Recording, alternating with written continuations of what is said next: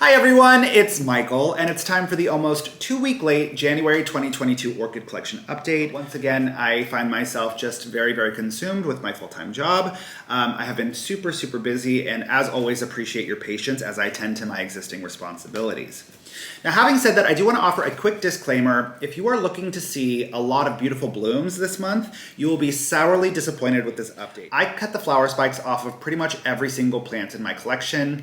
The reason I did that is because I'm transitioning my orchid collection from what was predominantly a semi-hydroponic grow method to now a predominantly classic bark medium grow method.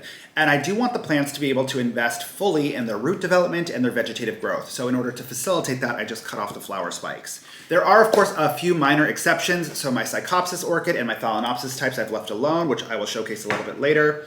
But yeah, things are going in such a mind-blowing way. I have to tell you, I'm having a bit of an existential crisis as I look at this because semi-hydroponics served the needs of my plants so well for so many years, but it's as if it completely suddenly stagnated.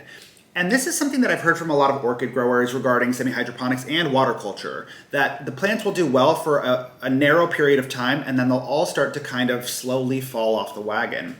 And I never experienced it until recently, but some of these are not being grown in optimal conditions, and some of them are and still struggling. So I just can't quite pinpoint why I think that is. I'm never absolving myself of the responsibility. There's something that I'm certainly not giving the plants, whether that's nutritionally, whether that's in terms of air movement or lighting, but the plants aren't doing as well as they could be, and simply shifting them from semi-hydroponics to classic bark medium has seemingly remedied a lot of the challenges for a lot of the plants. And that's the piece of the puzzle that I'm struggling with this month. As I take you through the plants that have been repotted, the intensity and the speed with which they are responding to the transition, it's just like nothing else that's ever happened in semi-hydro. Even when I've taken a plant that was struggling and given it better circumstances in semi-hydro, I've never seen them move this fast. I've never seen their roots develop this fast.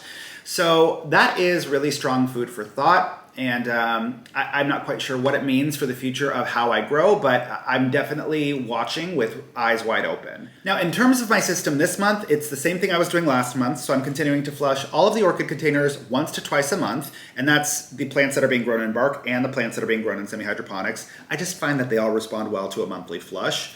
So I'm flushing all of the containers once to twice a month. From there, I am watering in between those flushes with a dilute nutrient solution. I am misting the plants every single morning, and I'm sustaining a strong source of moving air with the overhead fan. Of course, I also have my humidifier running all the time, so that adds a little bit of ambient humidity, not a huge amount. One last thing before we jump in, I just wanted to take a moment to celebrate another orchid grower, and that is Nina from Ninja's Orchids. Now, you might already be following Nina, but if you're not, I strongly encourage you to do so. I'm going to link her channel in the description below. But Nina, her content is just so fabulous. She is so thorough, she is so concise, and I just feel like she deserves a lot more subscribers. I just watched her video on orchid dormancy, and there's something about the way that she presents the information that is just like so concise and linear that just it tickles my brain in the way that it needs to be tickled to really retain information. So I just wanted to give her a huge shout out. She's got 30 years of experience. She has so many interesting plants in her collection. So I really just encourage you, go ahead and check her out. Now, having said all of that, let's go ahead and jump in and talk about some of the plants that have been recently repotted and have something new, different, or interesting happening. Jumping in with number 3 in the collection, this is my Wilsonara Aloha Sparks, and this one has been doing just kind of somewhere in the middle of the road for a very long time in semi-hydro. You can see it struggled with a lot of dieback on the leaves and a lot of splotching, but I went ahead and I converted it to classic bark medium, and wouldn't you know it, just look at all of these green root tips.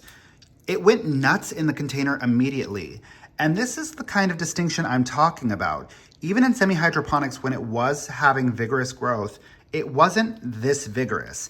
Even when it was healthy and at its best, the leaves weren't this turgid. It's just behaving so differently than I've ever seen it behave. And also shortly after being repotted, which in theory is the time when it should kind of be slowing down to acclimate, it threw out a flower spike and a healthy pseudobulb so quickly. So I just think that is noteworthy that even in comparison to when it was doing well in semi-hydro, this has more momentum than it ever has before. Moving now to one of my absolute favorites in the collection, this is my Psychopsis Mendenhall Hildos, And look at that fourth flower spike coming in, and look at these 3 sequential blooms. I was the most nervous about this one because I actually had to shatter it to get it out of the container that it was in, the glass semi-hydroponics container. And I was afraid that that was really gonna traumatize the plant, or that it would slow, or that the flower spikes would die back. But the speed with which it just accepted this grow method is so telling. Look at all of these vigorous new green root tips. It has just gone nuts immediately, and not just off of the new growth. Even on the older growths, you can just see all of these green root tips finding their way to contact the medium. But it is so happy, it is so well adjusted because it can finally breathe. So this is another one that has just very readily accepted the new grow method. Now on to number 22 in the collection. This is my Maxillaria Tenofolia. And this one was in semi-hydro. I was just trying to see how this division would do, and it just really wasn't doing much of anything, and the bulb started to desiccate, as you can see. So I just recently popped it into this grow method, and look at it go. Just giving me so many new green root tips so quickly. So again, it's the speed with which this is responding to the update that is making me feel like, man, maybe I've missed a huge opportunity by not doing this sooner. Now jumping to number 25 in the collection, this is my Epiderm or Prosticea green hornet. And once again, just look at all of these green new root tips. It is just so quickly taking to this grow method. It is filling the container so fast, and once you know it, it's already putting out a new growth at the base.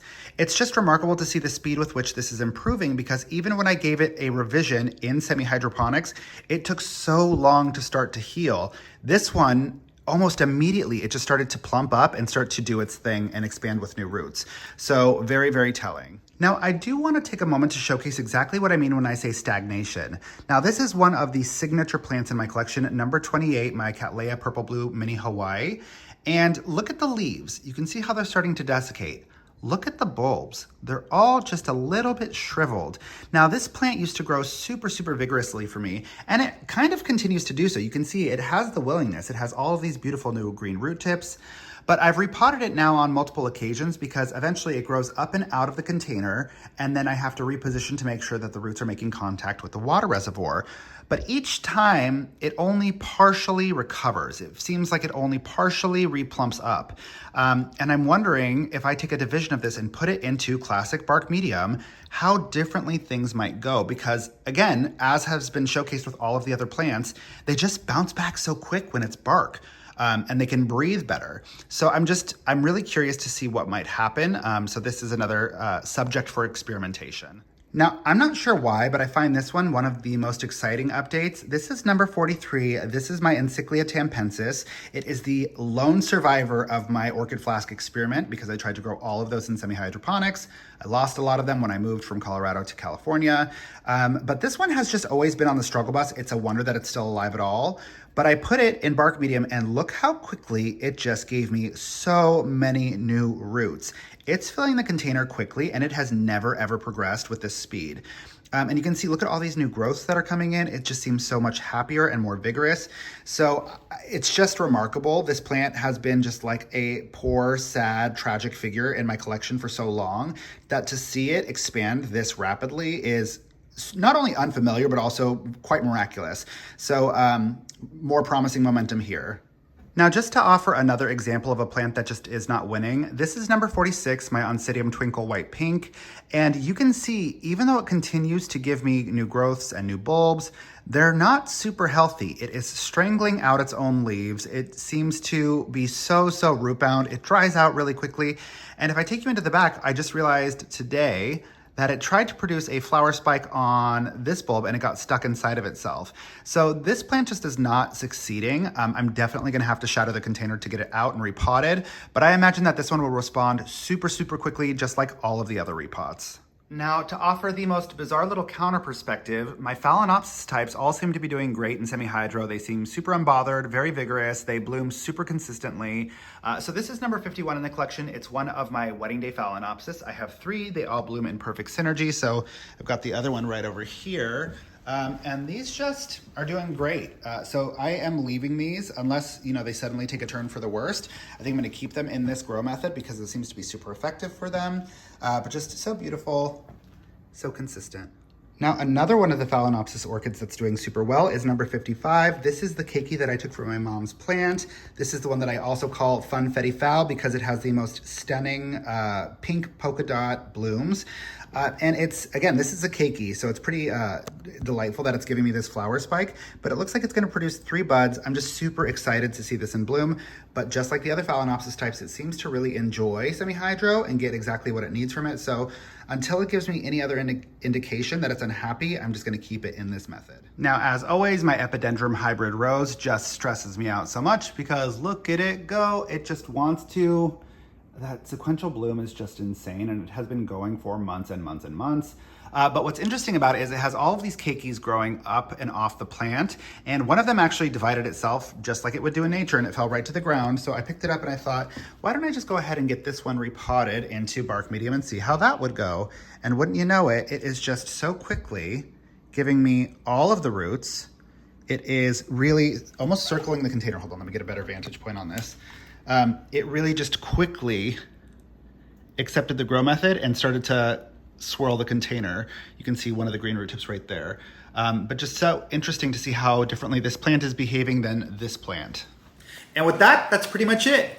Thank you so much, as always, for choosing to spend a little time with me. If you have any questions, concerns, or feedback, go ahead and leave it in the comments section below. Be sure to support one another in the comments section because I'm so seldom available to do so. Don't forget to click subscribe and have a beautiful rest of your day. Mwah! Bye, friends.